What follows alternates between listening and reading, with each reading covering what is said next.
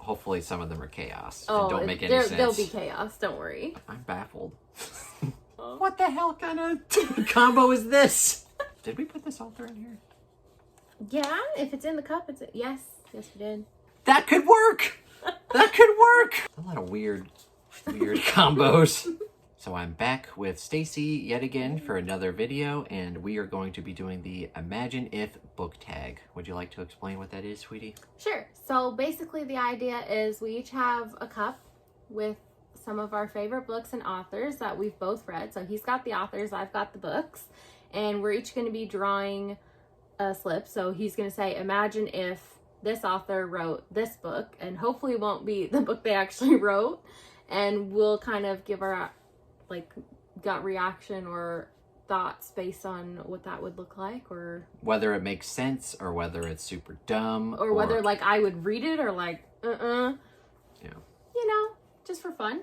So this was a tag originally created by Books with Emily Fox, but we've also seen some of our friends in the community do it, Andrew's Wizardly Reads and Nico's Book Reviews, and we just thought it would be fun to do together while he's here visiting. Yep. And we also decided to do 23 sets since the 23rd is our anniversary. Yeah, in February. Yep. And yeah, I think that about sums it up. Yep. All right, enough of the preamble. Let's go ahead and jump right into it. So for the first option, imagine if Colleen Hoover wrote You, which is originally by Caroline Kepnes. Okay, you know what? I would read this. I think she would do a good job with it. I don't think Joe's character would be the same, and I don't think she would utilize second person the way Caroline Kepnes does. But I think she would do a really good job with it, especially thinking about later books in the series as well. Actually, I would be into that. I like this. This has started off very well. I would for sure read this. I think, yeah, pretty much what you said. You summed it up very perfectly. Yeah. So do you want to tell them which Colleen Hoover book you've read, in case they're curious? I've read Verity, which was very good and very surprisingly dark. I went into it thinking it was like a dark romance, but I wasn't sure how dark it would go, but it went very dark, and I really liked it. So surprisingly, that's also the only Colleen Hoover book I've read to date. I own more, and I have interest in more, but I haven't got there yet. All right, that was a very good first option. Yeah, let's hope the other ones are just as fun. Well, hopefully some of them are chaos and don't make any sense. There'll be chaos, don't worry. All right, imagine if Pierce Brown wrote Verity. Well, speaking of Verity... Oh, no. What the hell kind of combo is this?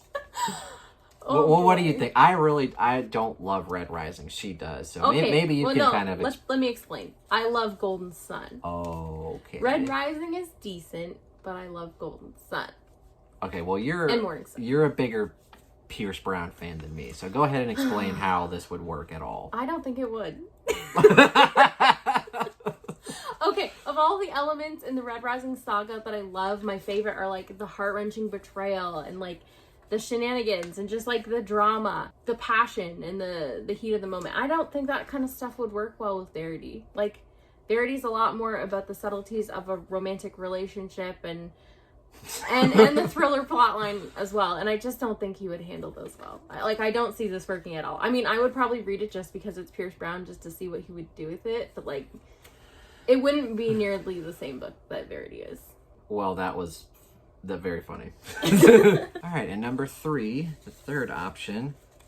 What if I can get this open, what if Dan Wells wrote Beartown, which is originally by Frederick Buschman? Oh. I mean, he writes in a modern day setting already, so that aspect would work. It would be a different story. It just wouldn't be Beartown anymore. He would probably incorporate hockey and stuff. I just don't know. I don't want to spoil what Beartown is about for anyone who hasn't read it. That besides, Beartown is not a horror novel. So no. He would have to spin it so that there's some kind of weird, creepy element or supernatural element. Beartown has the right setting. It's yeah, but the story wouldn't work at all. Hockey town. We won't spoil it, but what Beartown is about wouldn't make any sense for Dan Wells to write. No. I don't know. I think he would handle it interestingly. I just don't know if it would be done well.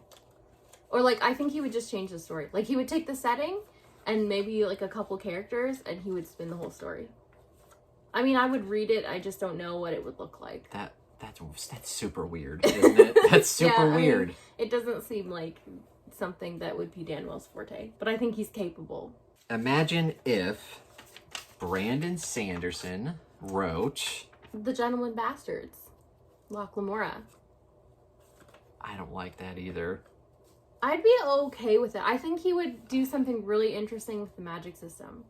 Because that was like some of the biggest intrigue at the end of the first book for me, was like, oh, what's going to happen in the rest of the series with this magic system? Mm-hmm. And I think Sando would make that really cool. I don't think he would have the same character dynamic relationship with Locke and Jean. Also, you're right that the magic system, he would expand more on that. But one of the biggest draws for Gentleman Bastards is the humor and the banter. Mm. And Brandon Sanderson, his characters can be funny, but it's usually not. And Scott Lynch is just, his writing is just super hilarious, and his banter and his dialogue is the best, one of the best in my opinions. I don't think Brandon Sanderson, he would completely change that. Yeah, I mean, it would still end up being a book I would like and enjoy. It just wouldn't be The Gentleman Bastards. Yeah, that one is iffy. It's not as weird as the other ones. Yeah. All right, what if Lisa Jewell wrote The Dresden Files or Stormfront? Oh. I think she could do a good job with mystery, but like, I wouldn't read it. That's so so weird. It's fantasy and supernatural stuff. Yeah, I mean, Lisa Jewell's more about the atmosphere in her mysteries. Yeah. And kind of like a slow burn mystery, whereas Dresden's more of like fast paced and has a lot of heart in the characters.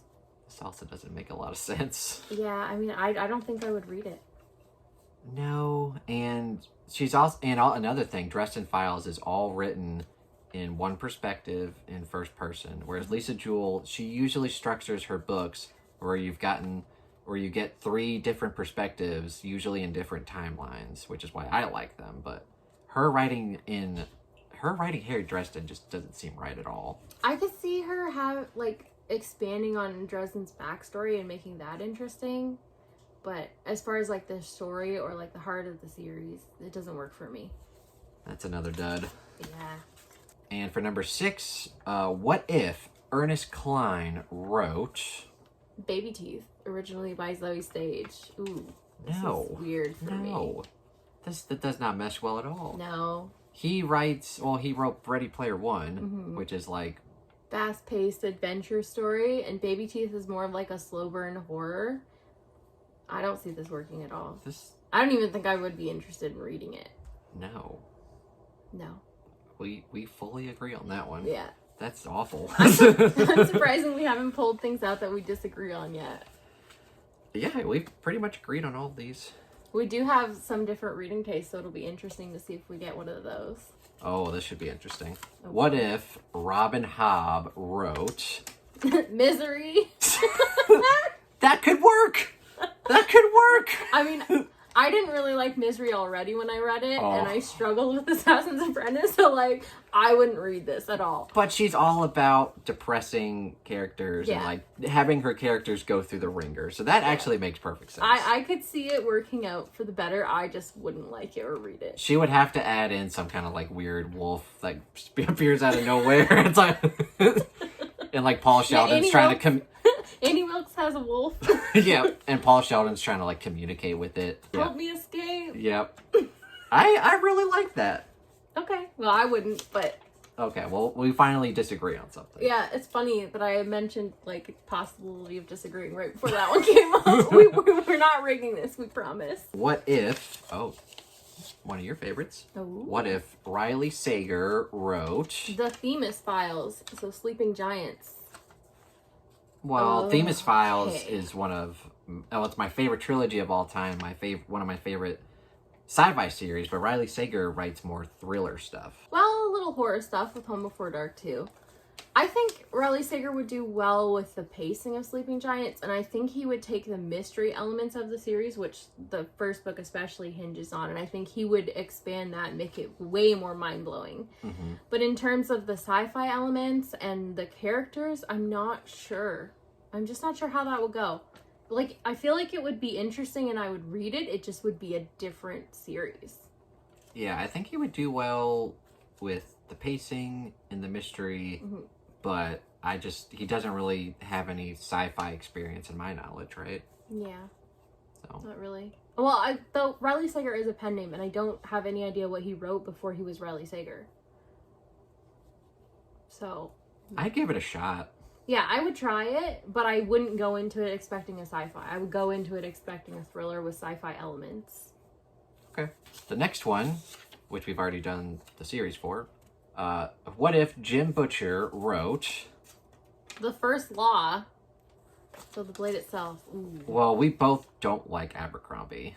Or First Law. Yeah, I mean, I should give the blade itself another try at some point, but I DNF'd it at the end of part 1 because I was just bored. And I DNF'd it at book 2 because I was bored. Oh no. We're gonna get hate comments, babe. Oh, hopefully not. I mean, no shade to anyone who loves it. We can understand why you do. I'm not really a character reader, and that's why I struggle with it. Like, I'm a plot reader. And also, people have told me that, like, I DNF'd right before things started happening. So maybe I should give it another chance, and maybe I'll feel differently the second time around. But as far as Jim Butcher writing First Law, how would that work at all? I would have a better experience with it, I think. The characters would be way different. Mm-hmm. But I think in terms of, like, things happening and the plotting, I would like it more. It'd be way more plot, way more magic, way more things actually happening. It would be interesting to see what Jim Butcher would do with more of a grimdark tone with his characters. Because I always kind of feel like the Dresden Files, for the most part, is like... I mean, there are stakes and things do happen negatively to the characters, but I feel like for the vast majority of the series... Yeah. You feel like you get a little bit of a happy ending, or at least a bittersweet ending. I would be curious to see what he would do with more of like a tragic scenario. Yeah, I mean, all the Dresden Files books, they kind of end on somewhat of a happy note. Whereas First Law, I wouldn't say all of them do, but some of them do. Some of them do, and you feel like you get a complete story. Yeah. Whereas First Law, like, you get to the end of the blade itself, and you're just kind of like, I don't know. I haven't got there. Well, I don't read it. You won't like it. Well, I'll try it. Okay. But yeah, I mean, I would actually try out Jim Butcher reading First Law just because I know I don't really like Abercrombie's writing style. I was fine with the writing style. I was just bored.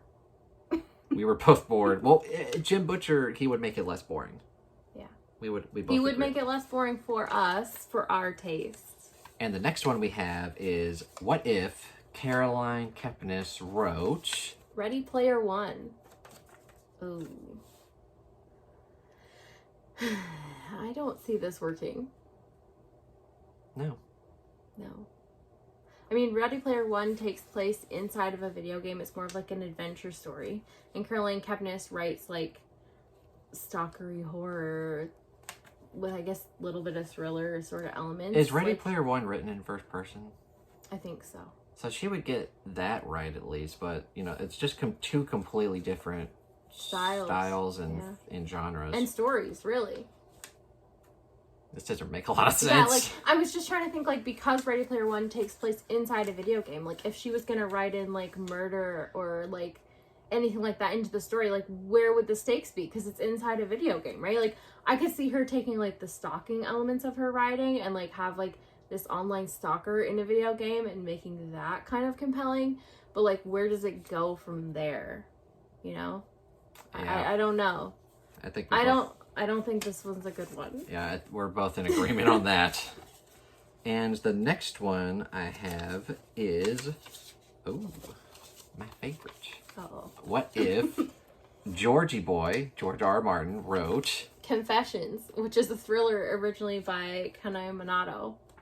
It's a Japanese thriller. Okay, I don't see this working. Well... I think George R. R. Martin has the ability to write and write well. I just don't think a Japanese thriller is... I don't see this at all. I mean, he does... I mean, I think you're only coming through it because you're used to his writing style with Game of Thrones and Song of Ice and Fire. Yeah. I've read all of his other stuff. Okay, I think he could pull it off, but obviously it would be dramatically different. I think there are elements in Confessions that he would write well if he were to write that scene.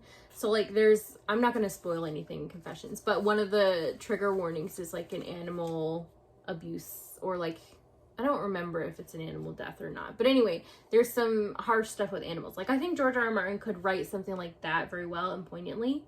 I just don't think the rest of the story is his style. Well, another thing with Confessions is that, like, every chapter kind of ends on a bombshell or, like, a different reveal. Yeah. And George is very good at that, in A Song of Ice and Fire, but also in his other writings that I've read. And he's also very good at weaving together a story with multiple perspectives. And with Confessions, it's like every chapter is a different perspective. There's like 6 chapters and they're all long, I think. But you're getting a complete story from 6 people. So I could see I can see certain elements of it working to his style. I just don't think I would like the book the same way I do. I would read it. I would read it, but I would hesitate. I wouldn't hesitate. And the next one is, what if Mark Lawrence wrote... The Family Upstairs. Ooh. No. Okay. No. No. Don't try to argue this. No. Listen, if you're thinking about Broken Empire, you're thinking about Jork. Like, he can take a character with trauma in their backstory or with traumatic events in their backstory and make that really resonate with the reader. And he can do mystery very well. Like, the whole second book is about it, like, it involves the amnesia trope, and it's them trying to, like, recover their lost memories. And so I think he could do this. I would probably love it. You would probably hate it. I don't think he would make it as atmospheric as Lisa Jewell does. I wouldn't read it.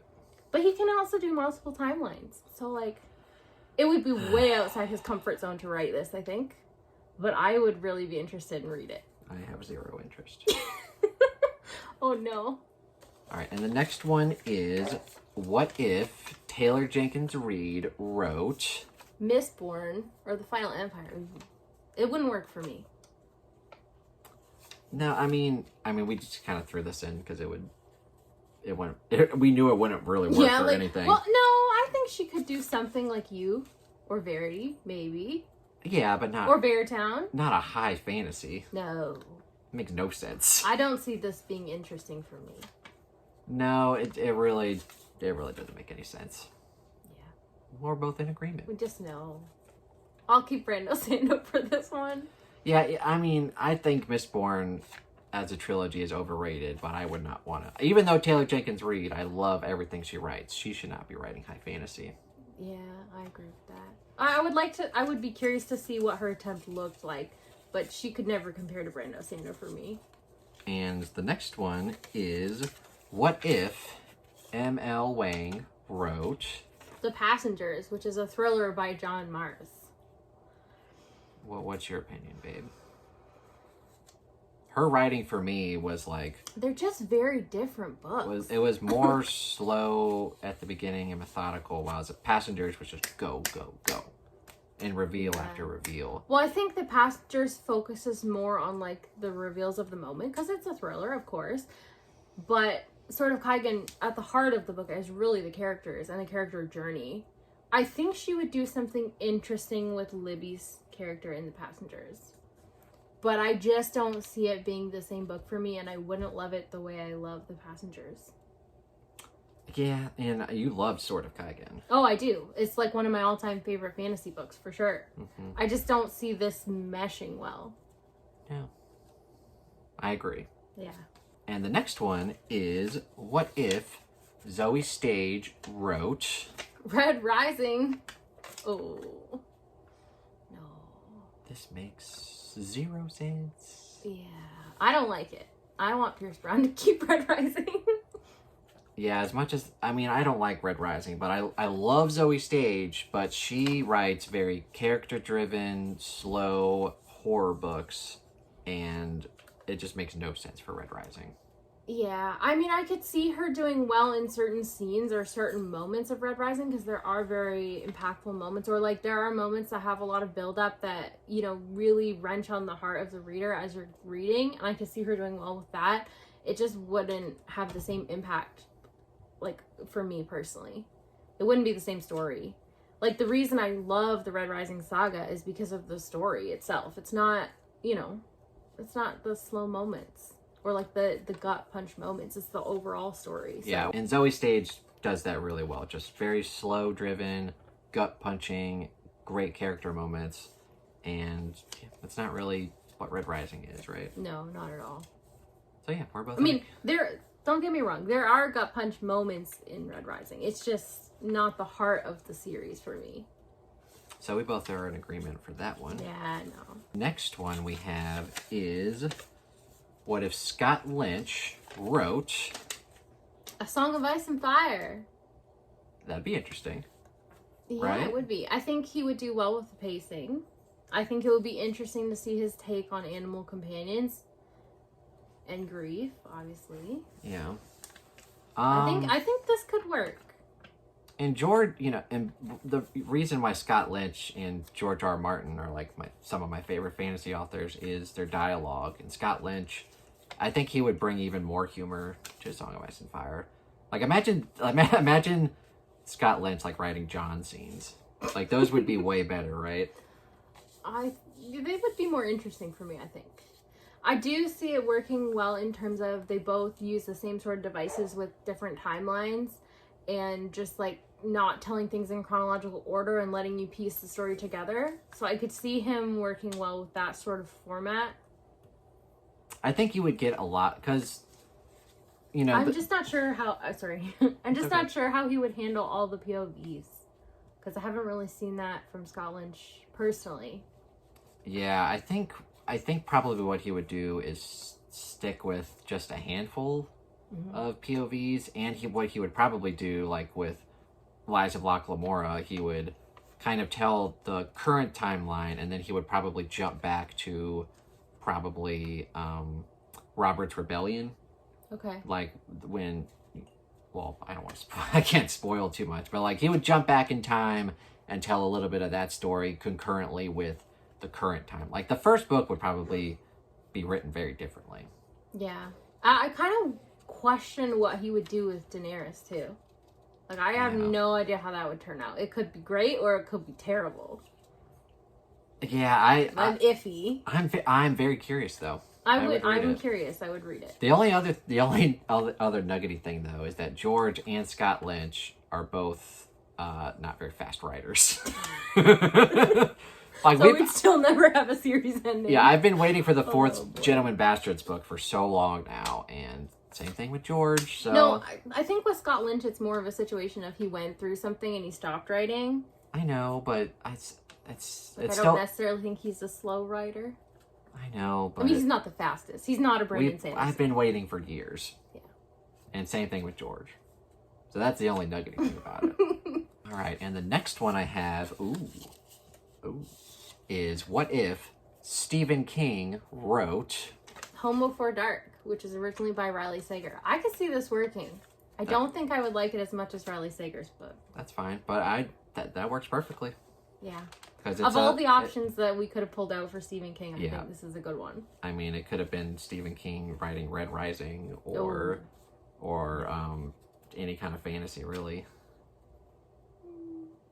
Depends on which one, maybe. But yeah, Home Before Dark makes perfect sense. Yeah. That's a dark horror kind of thriller book. Yeah, it's like a thriller horror mashup. Yeah, that actually works very well. That was surprising. A lot of these haven't worked very well. Yeah. I think the thing with Home Before Dark is Riley Sager has much faster pacing than Stephen King. Mm-hmm. He's more... Well, he does do focus... Like, he does character focus, but not to the extent that Stephen King does. I think more of, like, one of his newer books could lean more into King's style. I'm just not sure it would work as well with Home Before Dark. Also, Riley Sager tells more of a narrow story, where it's just about one thing, and Stephen King kind of wanders off a little bit.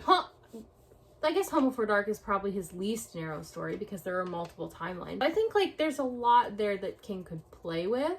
And the next one I have is, what if R.F. Kuang wrote The Sword of Kaigen. Okay, I could see this working well. They're both Asian-inspired fantasy. Yes.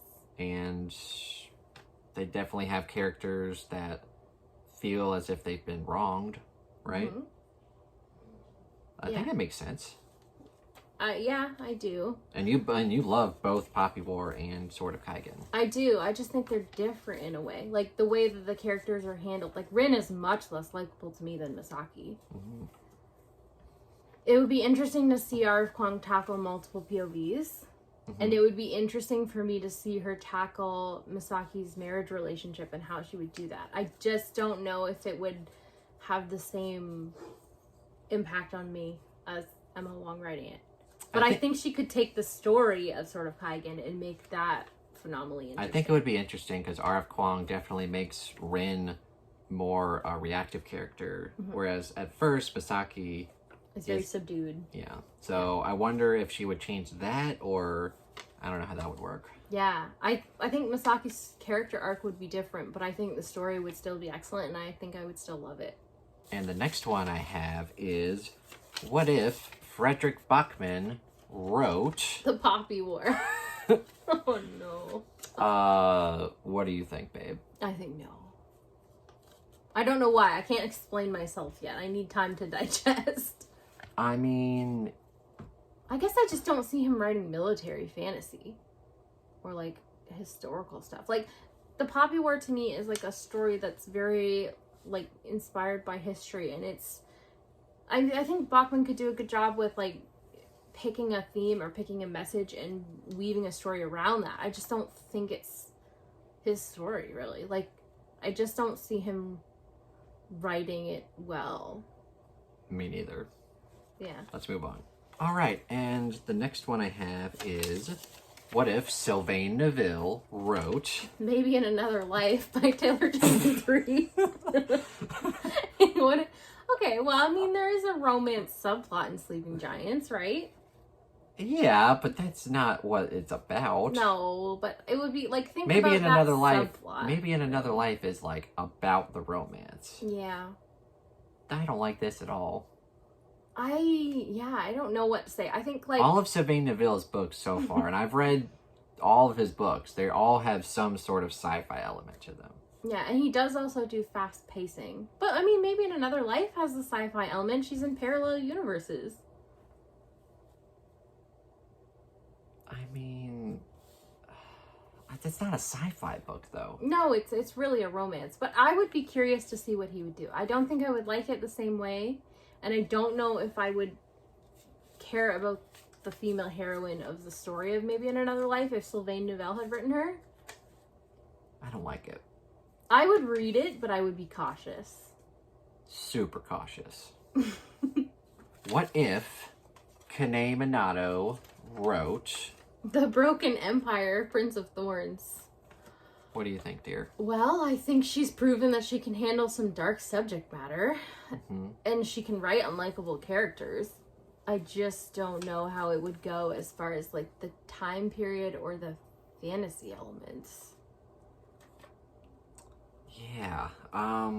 Like you said, like there's very dark moments in Confessions and Broken Empire. They're just very different stories, really. Also, the writing style is very different. She writes in multiple perspectives, but Broken Empire is basically just one perspective. Yeah. So I don't know how I feel about this one either. I would be curious to read her attempt. Like, I think I would read it and I would at least like it. I just don't know if it would be the same book. Really. It would be very different. It'd be very different, I think. Yeah. But I would like it. Okay. Oh, God. Oh, no. What if Joe Abercrombie wrote the Farseer trilogy? I mean, why do we always get silly matchups like this?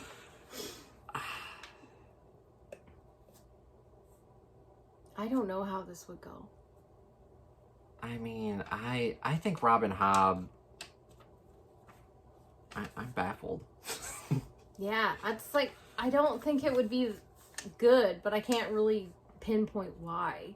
Me neither. Like, I don't like his writing style, but I can't say it's as dissimilar to Robin Hobb's writing. Yeah, I know that they're different, but they're not, like, opposite ends of the spectrum. I think he can write character impact, like Abercrombie. I just wouldn't be to the same extent that And I Hobb mean- would. And I also don't know how he would handle like a younger character. Yeah, and I mean, but they both put characters through the ringers, like, God, what's his name? What's Fitz? Like, Robin Hobb puts Fitz through the ringer, and then Abercrombie has a character named Glockta who he puts through the ringer. So, like, those kind of dark elements would work, but it just didn't seem right, does it? No, something just seems off. And I'm sure, put down below, like, if you, because there's a lot of people who love Abercrombie and Hobb, tell us why it wouldn't work. Or why it would work. Or why it would work. Why you would love it. We're kind of clueless. Yeah. Well, I think, like, neither of us really have a very strong attachment to Abercrombie or Hobb. No.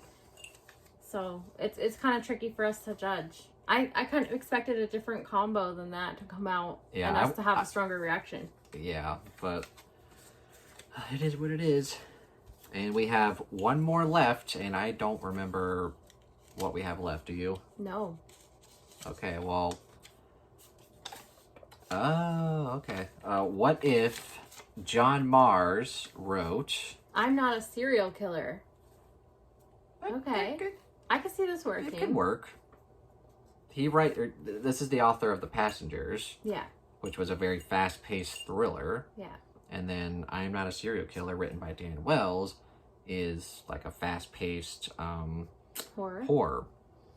I guess I'm just not sure how he would handle one POV, right? Because all of his or at least all of the thrillers by John Mars that I've read, they're all like at least 4 or 5 POVs, and you get like short chapters, and each chapter kind of weaves the story together, or like you don't really know where it's all leading yet, but they all connect eventually. And I'm just not sure how one POV would go. Yeah, and John Mars, like The Passengers, isn't really character driven. It's more plot and go, go, go. Whereas I'm Not a Serial Killer is all about John Cleaver. It's called the John Cleaver series, and I don't know how John Mars would fit with that. I would be curious to see what he would do with it. I just have no idea whether it would turn out amazing or terrible. I have no clue either, but I would try it. I would try it, for sure. I'd be very curious. All right, so that was the Imagine If book tag, where we took 23 authors and 23 books and series and jumbled them around to see how they would fit. Some of them did, and some of them really did not. Yeah, it was interesting to do, for sure.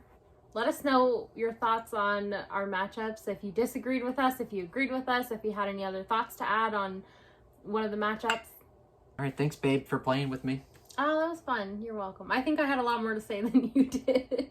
Yeah, I mean, it's hard in the moment to say like, would these matchups work or not? Because I'm the kind of person who likes to sit down and think about something. Yeah, I'm more of a gut reaction.